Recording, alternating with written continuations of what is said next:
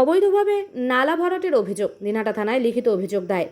অবৈধভাবে নালা ভরাট করে বিল্ডিং নির্মাণ করে সেই বিল্ডিং আবার বিক্রির অভিযোগ উঠল দিনহাটার প্রাক্তন বিধায়ক তথা উন্নয়ন দপ্তরের প্রাক্তন মন্ত্রী উদয়ন গুহর বিরুদ্ধে। এমন দাবি তুলে দিনহাটা থানায় লিখিত অভিযোগ দায়ের করলেন আনোয়ার হোসেন নামের এক ব্যক্তি। জানা গেছে 2017 সাল নাগাদ উদয়ন গুহ দিনহাটা পৌরসভার চেয়ারম্যান থাকাকালীন দিনহাটা হাসপাতাল সংলগ্ন সিপিআইএম পার্টি অফিসের পেছনে নালা ভরাট করে এক অবৈধ বিল্ডিং নির্মাণ করে পরবর্তীতে সেই বিল্ডিং বিক্রি করা হয়েছে বলে অভিযোগ। সেই সমস্ত ঘটনার ফলে বর্ষাকালে জল নিকাশি ব্যবস্থা ব্যাহত হওয়ার আশঙ্কাও প্রকাশ করেছেন তিনি। পাশাপাশি এই সমস্ত নালা ভরাটের কারণে অল্প বৃষ্টিতেই দিনহাটা শহরের একাধিক এলাকা ও দিনহাটার খেলাধুলার প্রাণকেন্দ্র সংগতি ময়দানও জলের নিচে ডুবে যায় বলে অভিযোগপত্রে উল্লেখ করা হয়েছে। উল্লেখ্য, আবাস যোজনা দুর্নীতির অভিযোগে গত 17 জুন কলকাতার ফুলবাগান থানার পুলিশের হাতে আটক হন উদয়ন গুহ। পরে 18 তারিখ দিনহাটায় নিয়ে আসার পর দিনহাটা মহকুমা আদালতে তোলা হলে পরবর্তীতে শিশু মঙ্গল সমিতির একটি মামলাও তার পুরনো মামলার সঙ্গে জুড়ে যায়। গত মাসের 18 তারিখ থেকে শুরু করে এখনো পর্যন্ত দিনহাটা থানায় গ্রেপ্তার অবস্থায় রয়েছেন উদয়ন গুহ। বুধবার আবার তার নামে অবৈধভাবে নালা ভরাট করে বিল্ডিং কাণ্ডে দিনহাটা থানায় অভিযোগ দায়ের হয় রাজ্যের প্রাক্তন মন্ত্রীর বিরুদ্ধে। অভিযোগকারী আনোয়ার হোসেনের দাবি, নালা ভরাট যেখানে অবৈধ সেখানে সেই নালা ভরাট করে তার উপর অবৈধ বিল্ডিং নির্মাণ করে সেটাকে আবার বিক্রি করা হয়েছে। আমরা জানি না সেই টাকা কোথায় খরচ হয়েছে বা কারা পকেটে ঢুকিয়েছে। এই জন্য আমরা দিনহাটা থানায় অভিযোগ দায়ের করলাম যেন এই ঘটনার পুরো তদন্ত করে তার বিরুদ্ধে ব্যবস্থা নেওয়া হয়। আনোয়ারটার সাথে আমরা আসছিলাম আর কি থানাতে।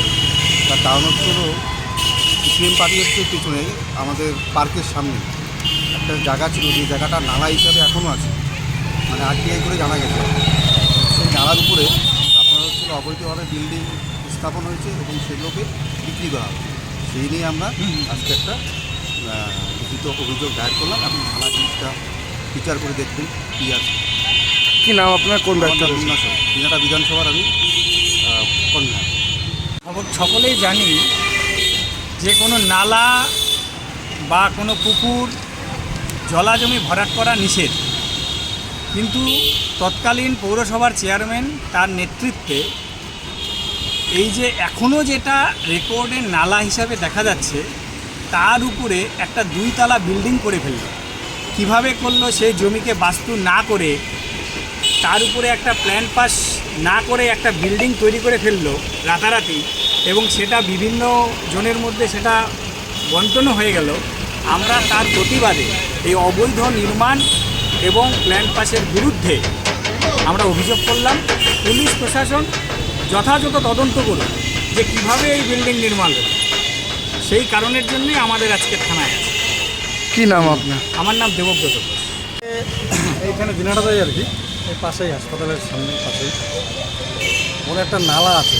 গভর্নমেন্ট ল্যান্ডটা যদিও মিউনিসিপ্যালিটির অধীনে, কিন্তু সেটা হচ্ছে নালা, যেটা আইনত নালা, নদী, ডোবা এগুলো ভরাট করা আইনত দণ্ডনীয় অপরাধ।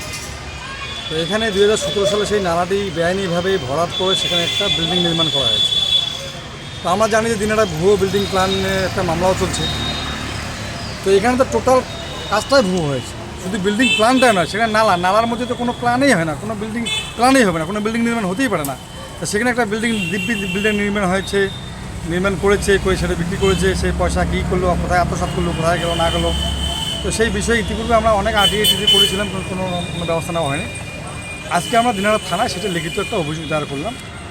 দিনহাটা পৌরসভার তৎকালীন যে চেয়ারম্যান ছিলেন, দিনহাটা স্বঘোষিত অভিভাবক, বর্তমান জেলবন্দি প্রাক্তন মন্ত্রী উদয়ন গুহ, উনি এটা করেছেন বেআইনিভাবে নালা ভরাট করে বিল্ডিং নির্মাণ করে, সেটাকে বেআইনিভাবে আবার বিক্রি করেছেন নিজেদের কাছের লোকদের, না কার কাছে শুনলাম মোটা অঙ্কের টাকার বিনিময়ে সেটা বিক্রি করেছেন।